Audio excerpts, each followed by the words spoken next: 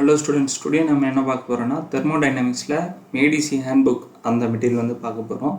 So அதில் வர மெட்டீரியல்ஸ்ல வந்து ஃபர்ஸ்ட் வந்து பேசிக் கான்செப்ட்ஸ் வந்து ஃபர்ஸ்ட் சாப்டர். ஸோ ஃபர்ஸ்ட் சாப்டர்ல என்னென்ன கவர் ஆகுதுன்னு பார்க்கலாம்.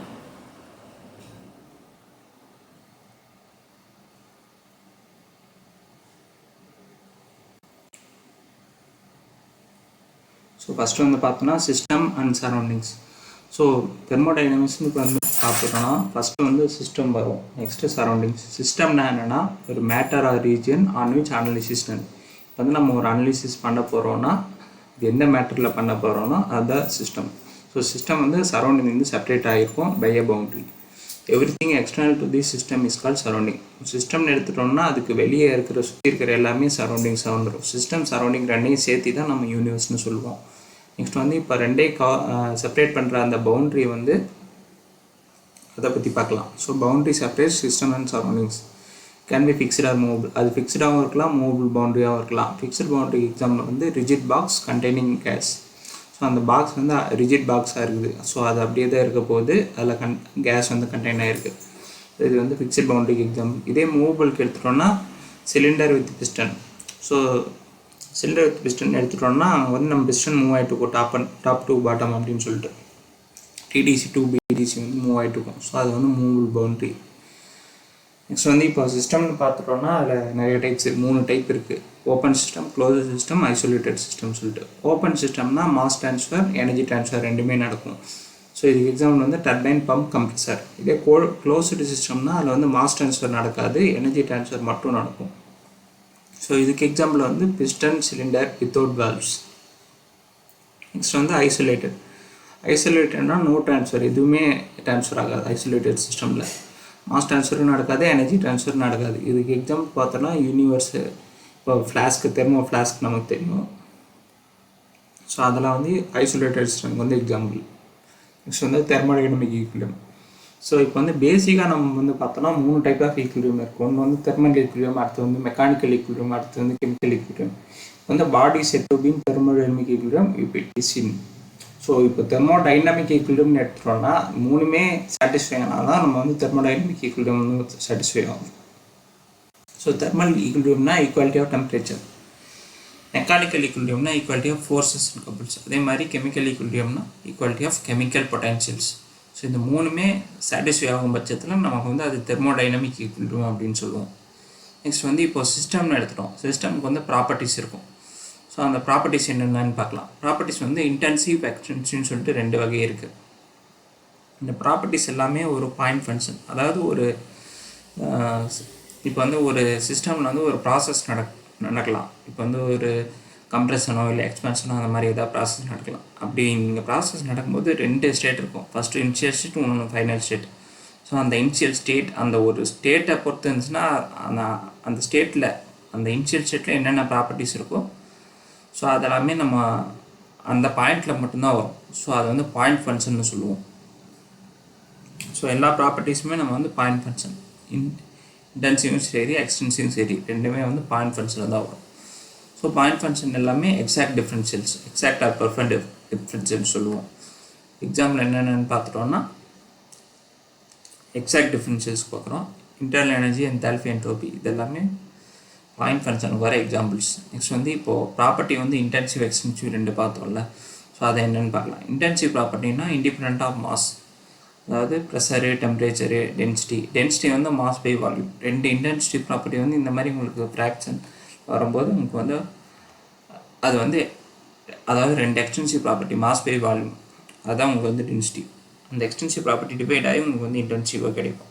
நெக்ஸ்ட் வந்து ஸ்பெசிஃபிக் ப்ராப்பர்ட்டிஸ் எல்லாமே இன்டென்சிவ் ப்ராப்பர்ட்டி தான். ஸ்பெசிஃபிக்னா unit mass, specific heat, specific volume, specific enthalpy, specific internal energy. So இது எல்லாமே இன்டென்சிவ் ப்ராப்பர்ட்டி. எக்ஸ்டென்சிவ் ப்ராப்பர்ட்டின்னு என்னென்னா depend on mass. Example volume, energy, heat capacity. அதாவது ஸ்பெசிஃபிக் இல்லாமல் டோட்டல் ப்ராப்பர்ட்டிஸ் எல்லாமே வந்து உங்களுக்கு எக்ஸ்டென்சிவ் ப்ராப்பர்ட்டியாக கிடைக்கும். எனர்ஜி, என்தால்பி, என்ட்ரோபி எல்லாமே வந்து extensive property. All specific properties are intensive property. அதாவது ஸ்பெசிஃபிக் பர் யூனிட் மாஸ்னு வரது எல்லாமே வந்து இன்டென்சிவில் வந்துடும். இப்போ வந்து நம்ம ஸ்டார்டிங்கில் பார்த்துருப்போம் எல்லா ப்ராப்பர்ட்டிஸுமே பாயிண்ட் ஃபங்க்ஷன் சொல்லி. ஸோ ஃபங்க்ஷன் பார்த்தோம்னா 2 ஃபங்க்ஷன் இருக்குது. ஒன்று வந்து பாயிண்ட் ஃபங்க்ஷன், இன்னொன்று வந்து பாத் function. depends only on the doesn't depend on path history. அதாவது இப்போ வந்து ப்ராசஸ் ஒரு கம்ப்ரெஷன் நடக்குது, ஸ்டேட் 1 to ஸ்டேட் 2ன்னு சொல்லிட்டு ஒரு ப்ராசஸ் நடக்குதுன்னா, இப்போ அந்த 1 to 2 எந்த பாத்தில் ஃபாலோ ஆகுது அதை டிபெண்ட் பண்ணி இல்லை, அதை வந்து டசன்ட் டிபெண்ட் ஆன் பாத் அப்படி இருக்கும் பட்சத்தில் அது வந்து பாயிண்ட் ஃபங்க்ஷன்.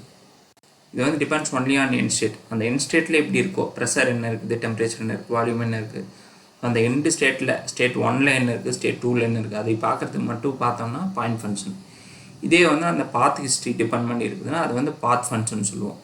எக்ஸாம்பிள் வந்து work, heat transfer, work transfer இது எல்லாமே 2 பாயிண்ட்டுக்கு இடையில் வருது. ஸோ அந்த பாத்தை டிபெண்ட் பண்ணி இது வந்து சேஞ்ச் ஆகும். ஸோ இதெல்லாமே பாத் ஃபங்க்ஷன் சொல்லுவோம். எனர்ஜி வந்து பார்த்தோம்னா பாயிண்ட் ஃபங்க்ஷன். ப்ராசஸ்னால் என்னென்னா சேஞ்ச் ஆஃப் ஸ்டேட்.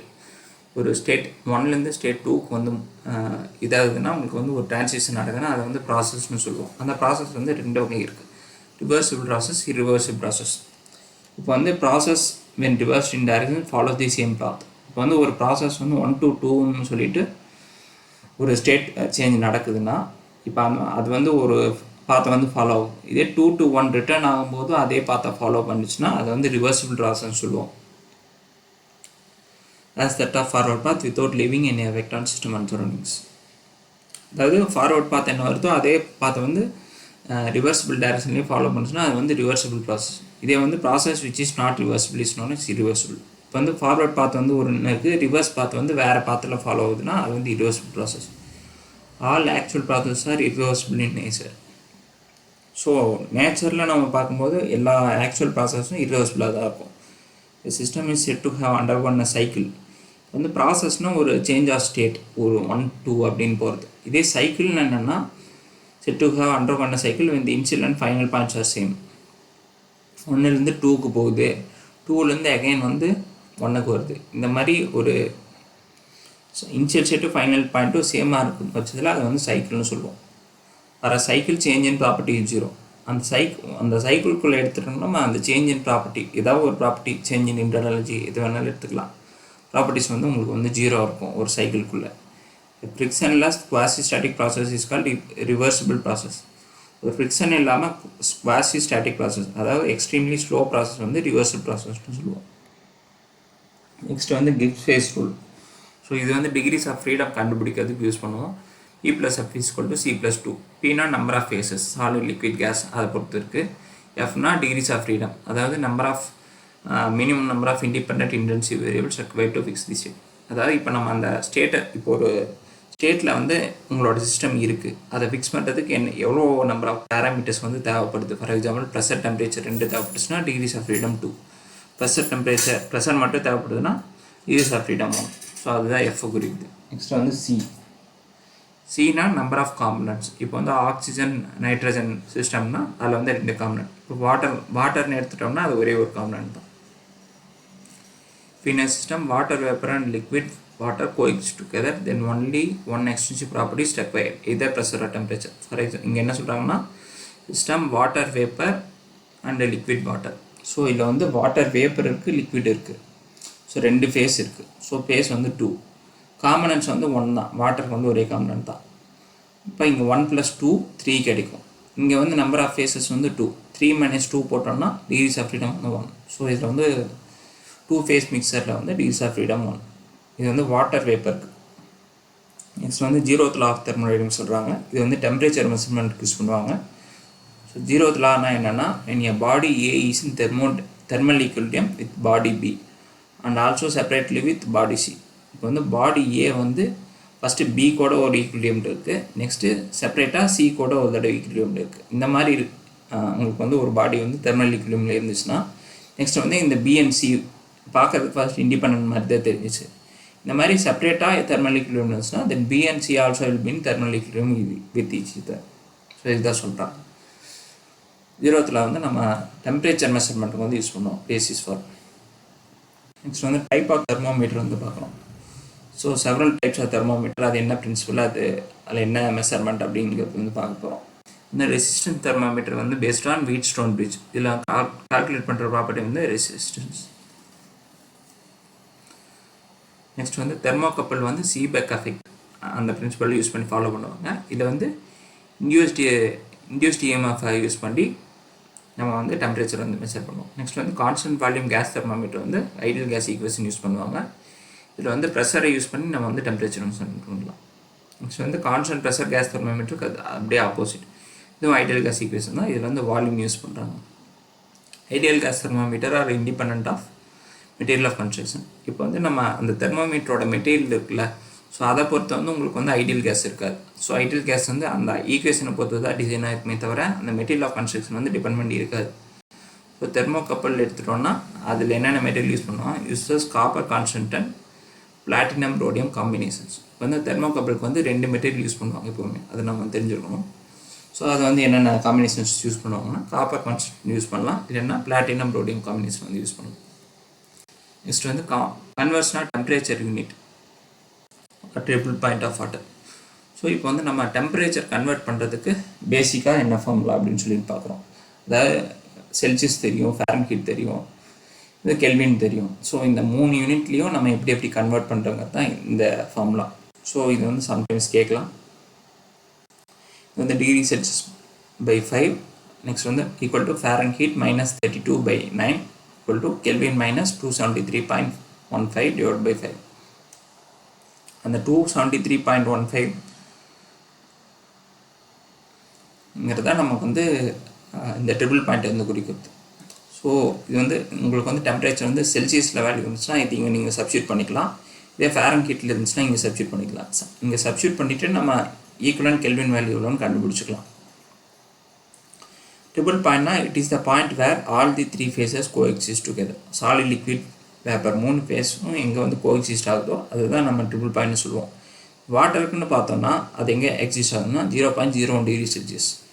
இப்போது கெல்வினுக்கு பார்த்தோம்னா 273.15 வந்து ஆட் பண்ணோம். இப்போது 273.16. நெக்ஸ்ட் வந்து மெத்தட் ஆஃப் டெம்பரேச்சர் மெஷர்மெண்ட். இப்போ வந்து 1954க்கு முன்னாடி வந்து இப்படி வந்து என்ன இது வந்து யூஸ் பண்ணியிருக்காங்க ஃபார்முலா அப்படின்னு பார்த்தோம்னா temperature T = 100 × P - PA / PS - PA. Pங்கிறது இந்த ப்ரெஷர் கரஸ்பாண்டிங் டு டெம்பரேச்சர், நம்ம கண்டுபிடிக்கிற டெம்பரேச்சருக்கு கரஸ்பாண்டிங்காக இருக்கிற ப்ரெஷர் வந்து P. PAங்கிறது வந்து பார்த்தோம்னா ஐஸ் பாயிண்ட், அதாவது 0 டிகிரி செல்சியஸில் உங்களுக்கு வந்து என்ன இருக்கும், ஐஸாக தானே இருக்கும் வாட்டர். ஸோ அதுதான் ஐஸ் பாயிண்ட். இதே வந்து ஸ்டீம் பாயிண்ட்னா 100 டிகிரி செல்சியஸில் வந்து உங்களுக்கு வந்து அது பாயிலிங் பாயிண்ட். ஸோ அது வந்து ஸ்டீம் பாயிண்ட்னு சொல்லுவோம், வந்து பிஎஸ்ன்னு சொல்கிறாங்க. பிங்கிறது டெம்பரேச்சர் டீக்கு கரஸ்பாண்டிங்காக இருக்க ப்ரெஷர் வந்து பி. பிஏங்கிறது ஐஸ் பாயிண்ட் கரஸ்பாண்டிங் இருக்க ப்ரெஷர். பிஎஸ்ங்கிறது ஸ்டீம் பாயிண்ட்டுக்கு கரஸ்பாண்டிங்காக இருக்க ப்ரெஷர். 1954 அதுக்கப்புறம் என்ன ஃபார்முலா யூஸ் பண்ணாங்கன்னா டெம்பரேச்சர் = 273.16. இது வந்து நம்ம ட்ரிபிள் பாயிண்ட்டு × P/PTP. இது வந்து pressure corresponding to temperature T, அதுதான் இந்த P சொல்கிறாங்க. இது வந்து pressure corresponding to triple point of water, இது வந்து இந்த PTP. ஸோ இந்த ஃபஸ்ட் சாப்டர்லேயே எவ்வளோ தான். நெக்ஸ்ட் வீடியோவில் நம்ம நெக்ஸ்ட் சாப்டர் பார்க்கலாம். Stay connected. தேங்க்ஸ் ஃபார் வாட்சிங்.